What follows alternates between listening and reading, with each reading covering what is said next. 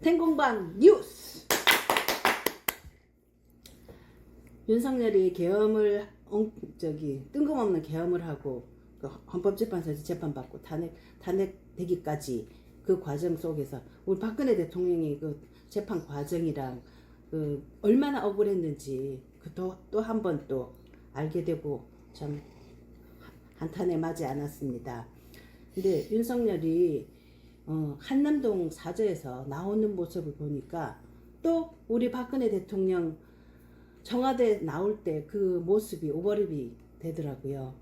그래서 제가 우리 운영자님하고 요거에 대해서 이 이슈에 대해서 간단하게 우리가 이야기를 해야겠다 생각하면서 박근혜 대통령 그 청와대에서 나올 때 사진을 제가 또 자료를 수집하다 이렇게 자료를 찾다 보니까 그 잊을 수 없는 그 박근혜 대통령 그 사진이 한 컷 있지 않습니까?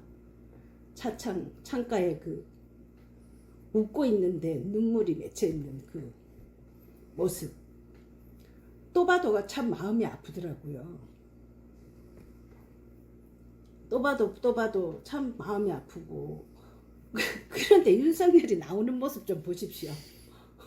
참 그거 참 두 사람이 너무 대비가 된다. 인간이 이렇게 다를 수가 있나 이런 생각이 들었습니다. 우리 문정야님은 어떻게 보셨습니까? 예, 박근혜 대통령이 당했던 고초나 억울함, 그럼에도 불구하고 그 지난한 과정들을 인내하고 견뎌내는 그런 모습들, 또 그런 어떤 모든 심정이 담긴 사진 한 컷이 우리 부운영자님께서 말씀하셨던 입가엔 미소가 있지만은 사실 눈에 이 눈물이 글썽이는 그런 사진 그 한 컷이죠. 그게 이제 박근혜 대통령의 어떤 그 품성, 또 그 고초, 또 그렇지만 견뎌내겠다라는 어떤 그런 마음가짐.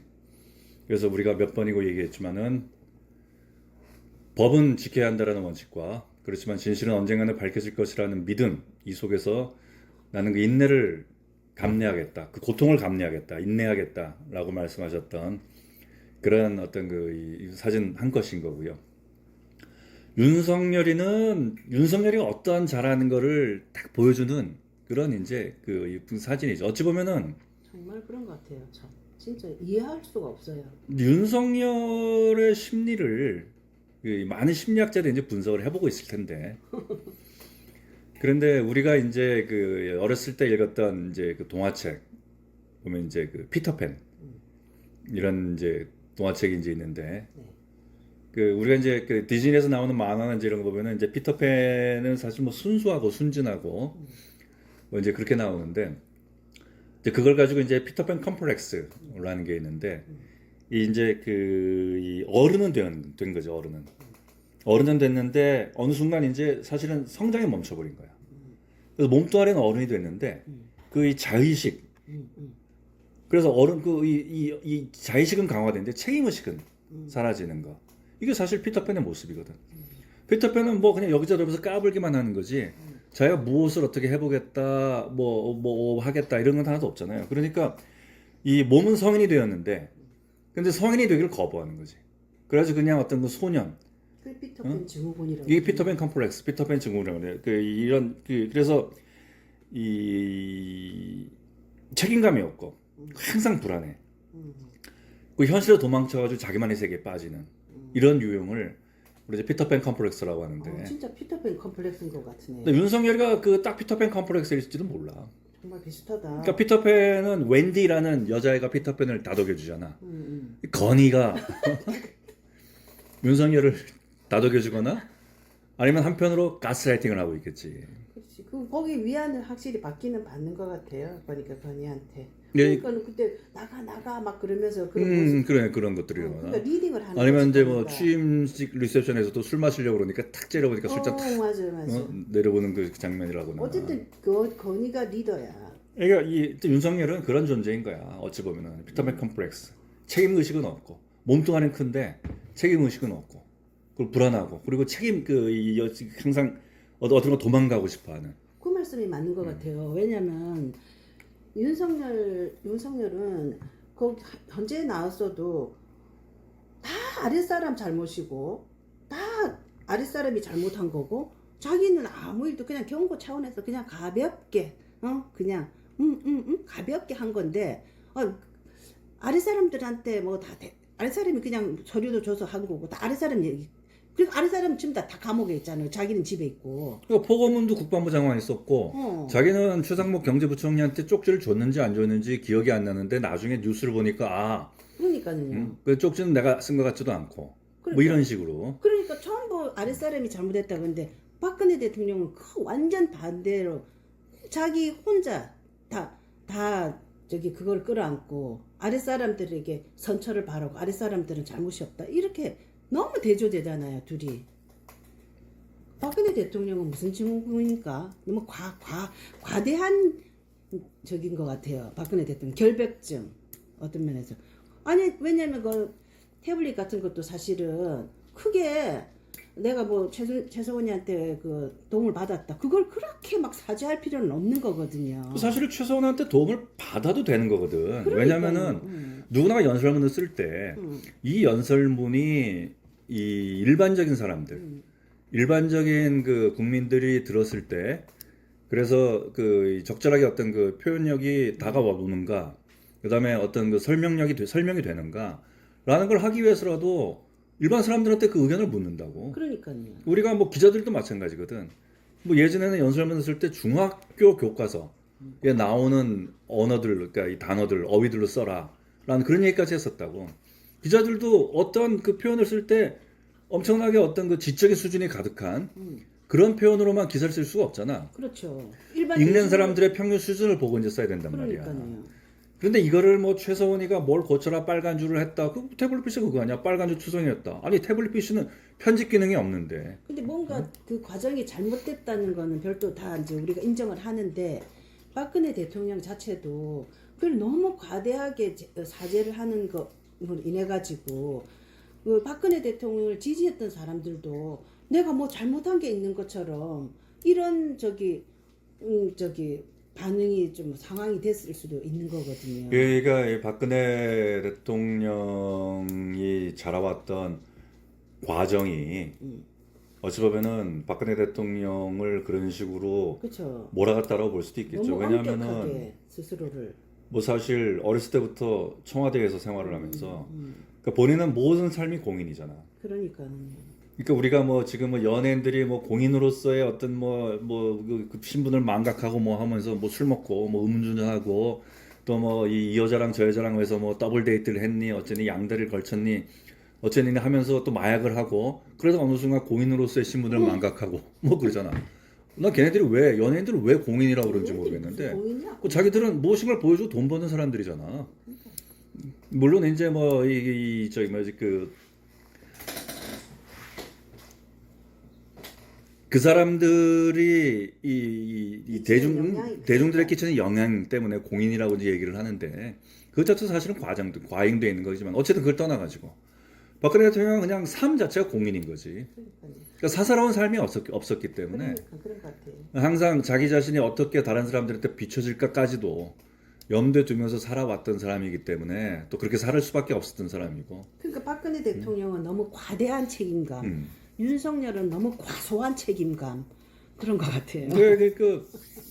그런 과정인 거죠. 그리고 되게 재밌는 게 이 문재인이가 아주 사악한 놈이면서 자기의 어떤 뭐 좌파 사냥개로 조국을 썼고 그다음 우파 사냥개로 우리 윤석열을 썼다라고 얘기를 한 바가 있고 근데 이 좌파 사냥개 조국과 우파 사냥개 윤석열의 특징이 뭐냐면은 멍청하다. 그래 참 멍청해. 그래서 이 참 멍청한 애들이 그래서 윤석열이 쓴 사냥개였다는 게 그나마 대한민국엔 다행이다라고 얘기를 했었는데 또 윤석열과 조국의 공통점이 또 있어요. 우리가 조석조라고 그러잖아. 조국의 적은 조국이다.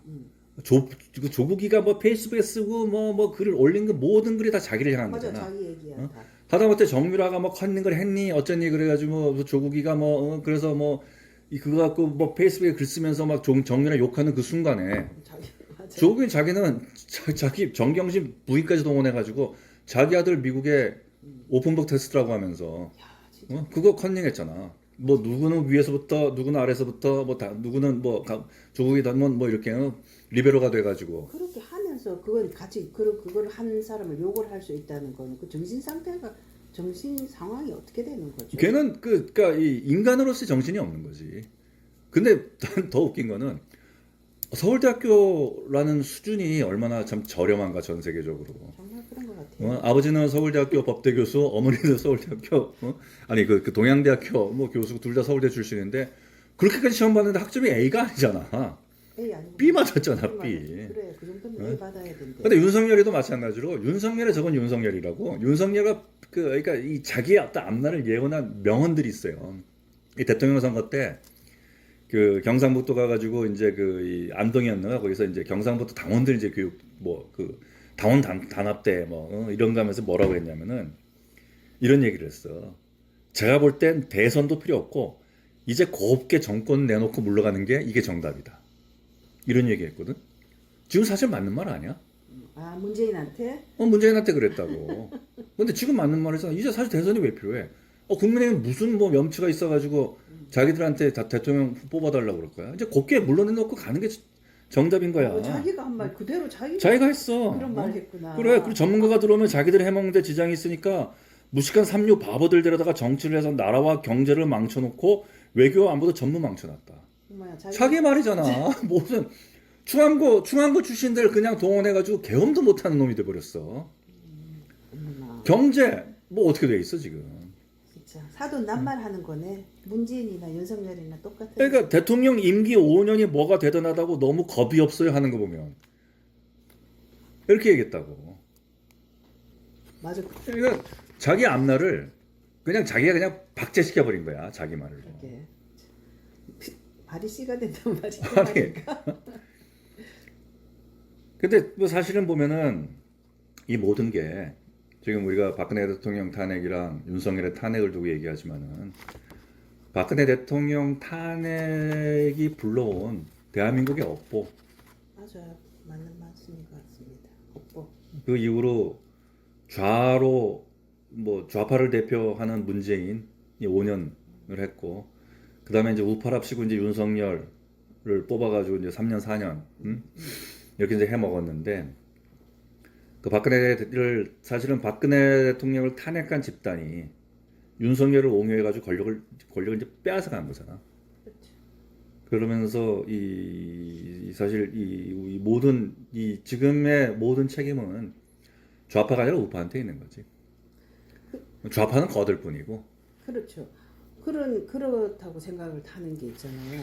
제가 요번에 이 얘기를 하고 싶었던 게 너무 참 분통 터지는 게 윤석열이 계엄해가지고 지금 탄핵되고 관저에서 나오고 하는 그 일련의 과정을 쭉 볼 것 같으면 와 진짜 오세훈이가 뭐라 그랬죠? 그때 뭐 부잣집 뭐 자제하고 가난한 집 아이. 가난한 집 아이하고 부잣집 자제 이렇게 얘기했잖아요. 그 걔네들이 그렇게 이야기하는 그 기절을 알겠더라니까요.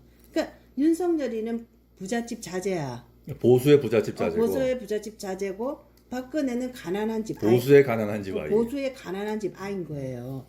너무나 성렬이는 구속돼가지고 며칠 있다가 석방됐잖아요. 박근혜는 절차적 정당성 얘기하면서. 예, 절차적 정상 그 하루 뭐 몇 시간 그 차이가 6시간인가 뭔가. 그걸로 했죠. 근데 박근혜는 어떻게 했어요? 박근혜는 진짜 구속. 그것도 어거지로 구속. 억지로 그냥 인신감금을 해가지고 그것도 털어도 몇 개월 법정 기한을 다 써도 안 되니까는 선거법을 갖다가 뒤집어 씌워가지고 그래가지고 강제 구속을 시켜가지고 강제로 그냥 재판을 해버렸잖아요. 그러니까 거기 인권이고 절차적 뭐가 아무것도 없는 거예요. 근데 윤석열이는 1시간 몇 시간 이걸 가지고 석방이 된단 말이에요. 근데 얼마나 정말 차이가 많이 나요. 이거는 뭐 부잣집 자제하고 그거 수준이 아닌 거예요. 완전 천민과 저 하늘에 있는 사람 차이야. 그런데다가 헌재 심판할 때도 박근혜는 어떻게 했어요?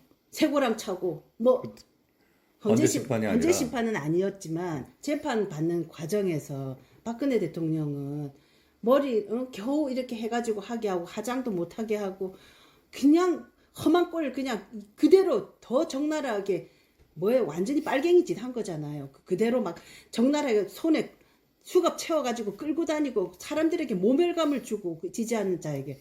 윤석열이는 헌재 나와가지고 어떻게 했어요? 화장하고 나왔잖아요. 양복 입고. 또 난 그것도 분노가 되네. 왜 성렬이는 수갑 안 채워요? 성렬이는 구속돼 있는 상태였잖아요. 그럼 수갑 채워야죠. 유재수 장관이고 그런 사람들 전부 다 수갑 채웠잖아요. 성렬이는 왜 안 채워 수갑을?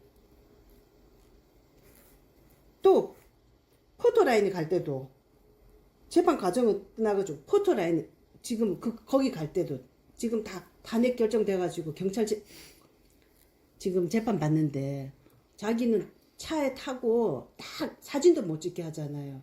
박근혜 대통령 어떻게 하고 데려갔어요?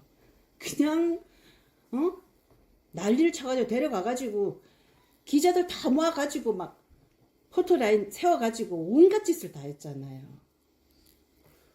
그런 박근혜 대통령한테 했던 그 짓하고 이 윤석열한테 지금 검찰이나 경찰이나 이 우파가 대하는 태도를 보면은 이거는 불평등도 이런 불평등이 없는 거예요, 이 나라에. 어째서 이런 일이 나는 그렇게 그대로 자행되고 묵인되고 사람들은 아무렇지도 않게 생각하는 건지. 그러니까 그 걔네들 기득권의 삶이라는 게 걔네들은 김정은이가 인민들 담배 못 피게 하고 자기는 그 앞에서 담배 피잖아요. 자기는 다른 세계의 사람들인 거예요. 그 기득권 애들은. 그러니까 온갖 불법과 온갖 짓을 다 해도 자기네들은 우리 양반은 무슨 짓을 다 해도 되고 쌍놈 아무것도 안 되듯이 이렇게 자기네들만의 세계 속에 살고 있었구나. 자기네들만의 세계구나 거기가. 난 그거를 느끼게 되었어요 이번에. 그래서 제가 이 박근혜 대통령 탄핵이 되고 하는 과정에 출발점이 어딘가를 찾아보면 그게 세월호 침몰이다 라고 얘기하는 게, 세월호가 2014년 4월 16일 날 침몰했는데 그 세월호 침몰을 가지고 좌파는 7시간, 참 말도 안 되는 그리고 7시간. 7시간 그 자체도 그 내거는 프레임 자체도 7시간이라고. 세월호 7시간 그게 말이 돼요? 그러면 대통령이 7시간 아무것도 안 하면 다 사람 인재 무슨 사고 나는 건 다 대통령 책임인 거예요? 나는 그 자체도 7시간 뭐 했니라고 따지는 그 자체가 나는 이해가 안 돼요. 그러니까 세월호 7시간 동안 뭐 구술했니, 뭐 섹스를 했니, 뭐 밀회를 했니, 뭐 뭐 보톡스를 맞았니, 뭐 필러 수술을 받았니, 뭐 이제 이런 식으로 해가지고 박근혜 대통령을 몰아갔잖아. 근데 그 몰아가게 된 근거는 이 박근혜를 그렇게 몰아간 건 이 박근혜 대통령이 여자. 맞아요. 그렇기 때문에. 여자라서 그런 것 같아요. 그러니까 좌파는 아주 흉악스럽게 그리고 그 추악하게도 박근혜 대통령을 포르노그래피로 몰아서 이 세월호 7시간을 걸고 들어가기 시작했다고. 마치도 마리 앙뚜아네트가 맞아요. 자기 아들이랑 근친상간을 했다라고 몰아가면서 그 교수형 그 길로틴으로 이제 처형을 했듯이. 맞는 말씀입니다. 근데 우파는 박근혜 대통령이 세월호가 침몰되고 나서 34일인가 이제 그 담화문을 발표를 해요. 이때 해경을 해체했거든. 해체한다고 그랬는데 그때 박근혜 대통령이 그런 얘기를 했었어. 이 세월호 사태 본질을 박근혜 대통령이 아주 분명하게 밝혔다고. 그러니까 첫 번째가 살릴 수 있었던 학생을 살리지 못했다. 그다음에 두 번째가 초동 대응 미숙으로 많은 혼란이 있었다. 그다음에 세 번째가 불법 과적 등으로 이미 안전에 많은 문제가 예견되었는데 바로잡지 못했다. 이 세 가지에 국민들이 안타까워하고 분노한다.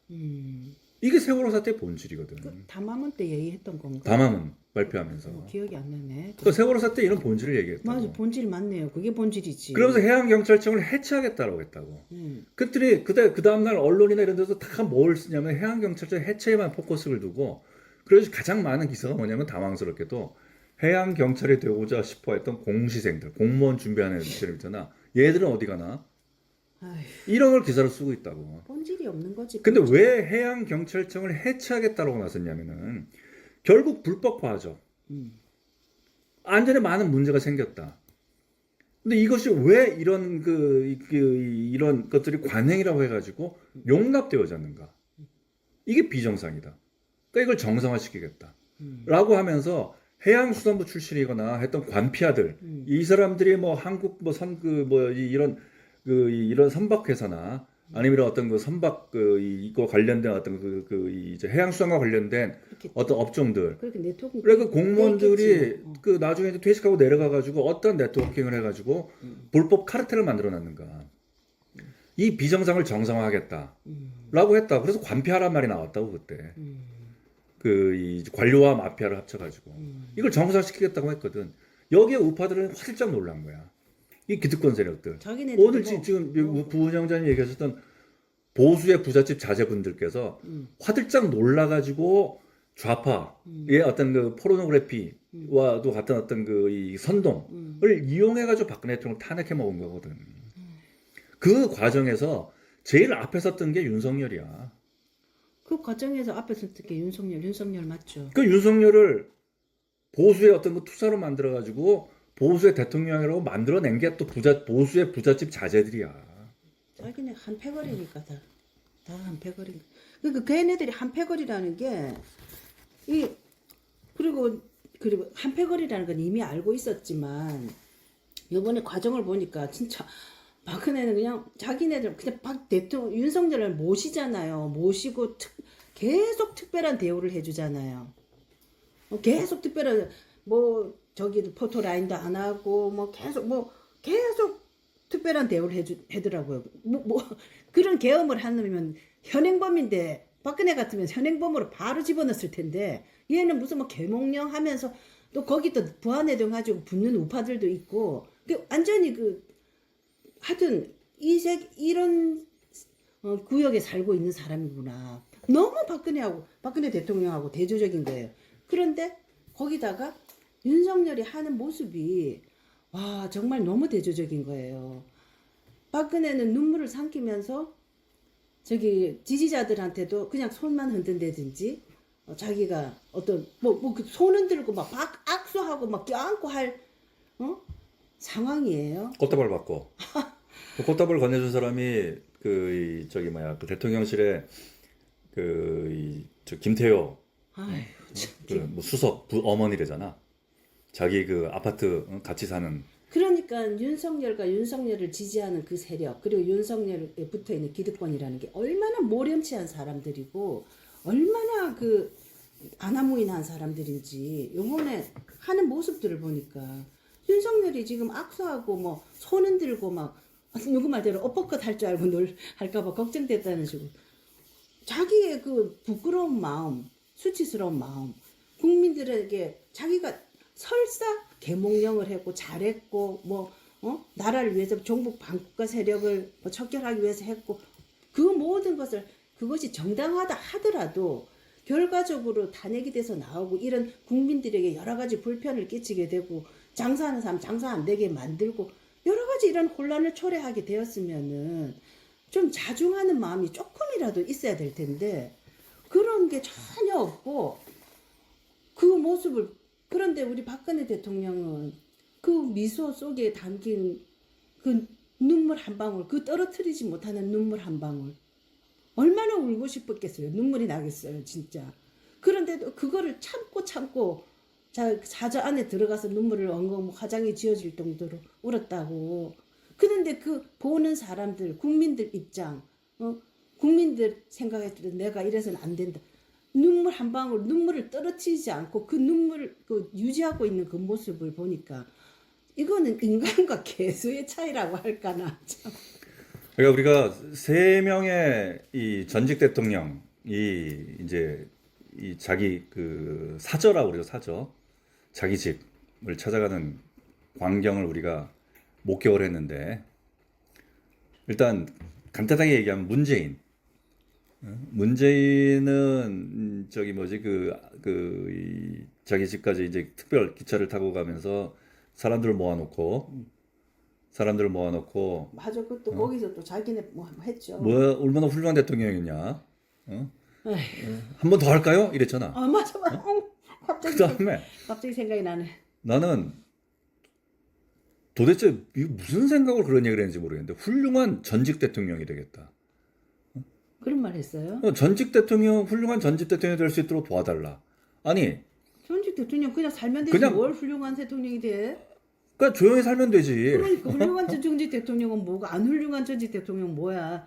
대통령 할 때 훌륭하든지. 아니, 오죽 대통령 자리에서 자기가 훌륭하지 못했다고 생각했으면 훌륭한 전직 대통령이 될 수 있도록 도와달라는 얘기를 했는지 그런 말 모르겠는데 했어요? 그런 말 했지. 그러면서 잊혀진 사람이 되겠다 그러고 잊혀질까봐 개도 버리고 잊혀질까봐 뭐 자기 딸 뭐 음주운전도 하고 또 책방도 잊혀질까봐 내고. 책방도 내고 잊혀질까봐 윤석열 뭐 이렇게 뭐 하니까 뭐 열심히 한 사람한테 운이 따른다라는 어떤 메시지도 쓰고 잊혀질까봐 이재명이 욕하는 페이스북에 그 좋아요를 눌렀는데 아 내가 누르지 않고 우리 집 내가 키우는 고양이가 눌렀다라고 하고 그런 식으로 걔 발광을 하잖아. 이런 이 문석열 문재인이라는 사람을 봤고 박근혜 대통령이 이제 그 사면 복권이 되면서 삼성병원에서 나와가지고 진짜. 이제 이 달성에 맞아요. 있는 이제 이 사저로 이제 가는 과정이 있었고 그다음에 이제 윤석열이가 이제 자기 이제 사저라고 하는 이제 그 아크로비탄가 아크로바이슨가 뭔가 하는 그게 삼풍백화점 문화재인데 맞아요. 지금 맞아요. 아파트죠. 맞아요.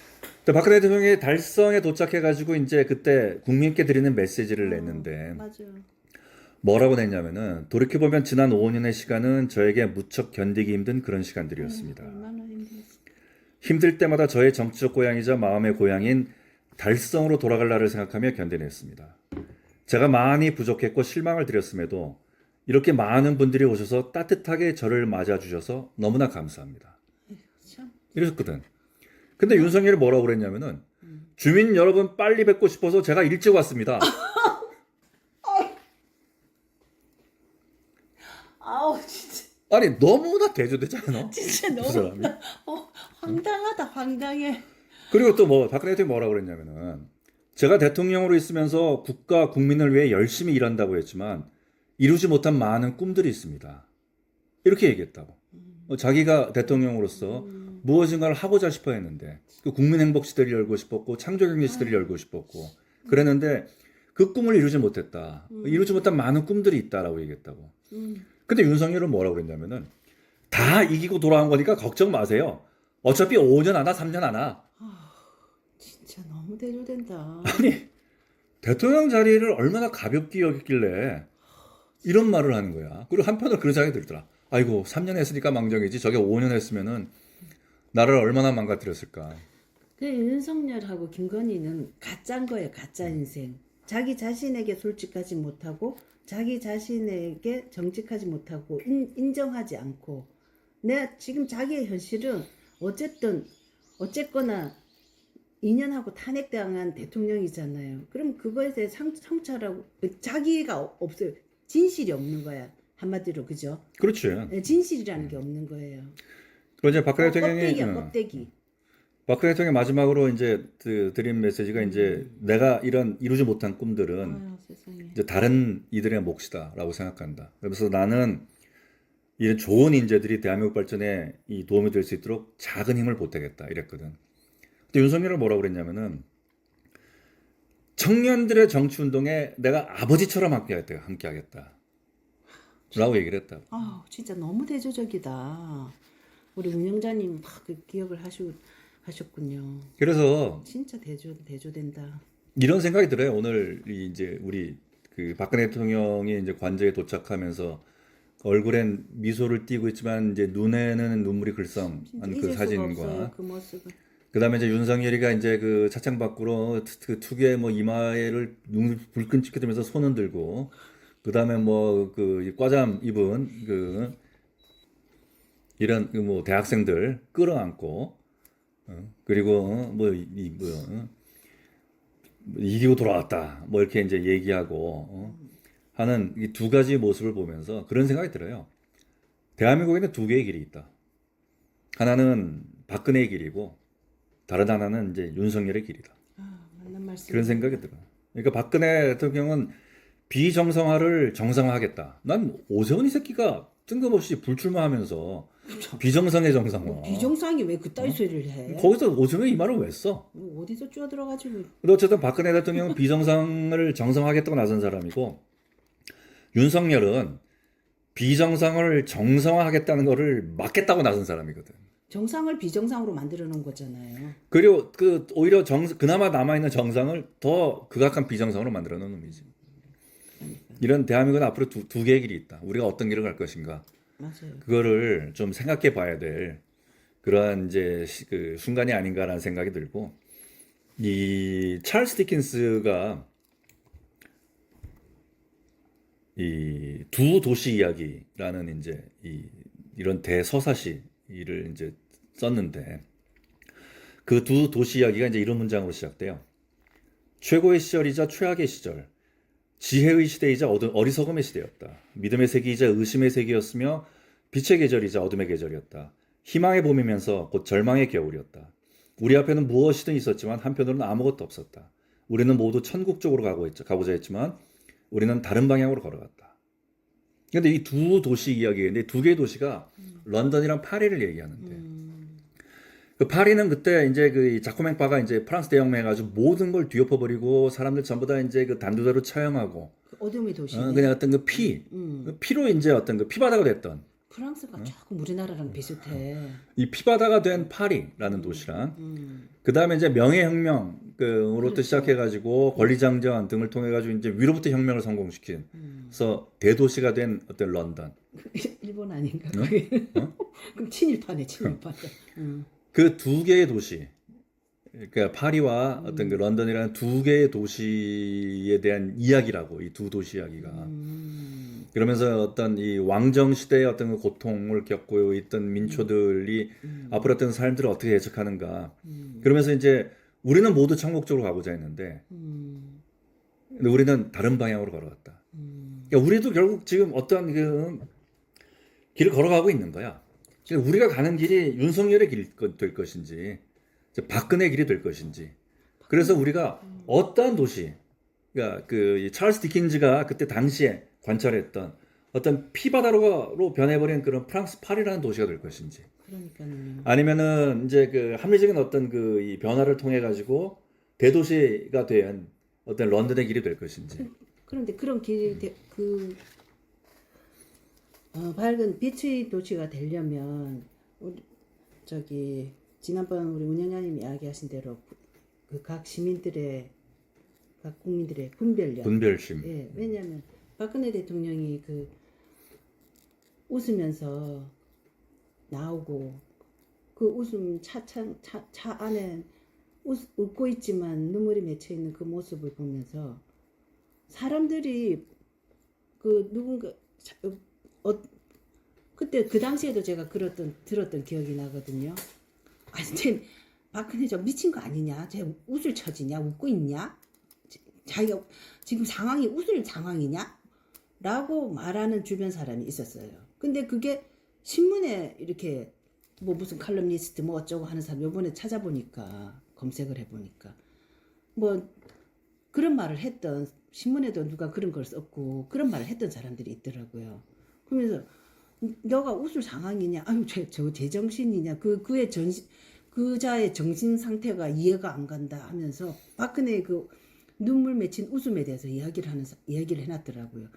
그게 이제 분별력이 없다고 봐요. 그 싫어서 그대로 판단하는 사람도 있지만 그 의미와 그 모습과 그 태도를 이해를 못하는 것 같아요. 일부 사람들은. 뭐 그냥 다 나쁘게 보니까 그럴 수도 있겠지만, 근데 윤석열의 막 환호하는 모습 있죠. 그거를 떳떳하게 우리 대통령은 당당했다. 우리 대통령은 뭐 꾸릴 게 없다. 우리 대통령은 당당한 모습 멋있다. 이렇게 또 해석을 하는 사람이 있단 말이죠. 그래서 제가 그런 얘기를 한 적이 있었는데, 제발 이런 말부터 다시는 하지 않았으면 좋겠다라고 하는 게, 뭐 어찌됐든 간에 우리는 이겼습니다 이렇게 떠드는 사람이잖아, 광화문에서. 뭘 이겼는데 우리가. 그리고 계몽령이다? 그러니까 우리가 뭐에 무지해가지고 우리가 뭐 어린아이와 같아가지고 계몽을 당해야 되는데, 그것도 윤석열 같은 자에게. 그리고 우리가 얘기했지만은 종북 반국가 세력이 있어가지고 대한민국의 체제를 전복하려고 한다? 종북 반국가 세력이 있다라고 하면은 그 종북 반국가 세력이 대한민국을 체제를 전복하게끔 횡행하게 대한민국 사회를 횡보하고 다니게끔 만든 게 윤석열이야. 그런데 그 윤석열을 내세워서 대한민국을 어떤 체제를 지켜야 한다고? 그래서 청년들이 계몽돼서 각성됐다고? 그 청년들을 극우의 어떤 그 파시스트 전사로 내몰지 말란 말이야. 어떻게 윤석열이 같은 놈이 청년들의 순수한 정치운동에 아버지처럼 함께하겠다? 자기가 아버지 수령이야? 아버지 수령.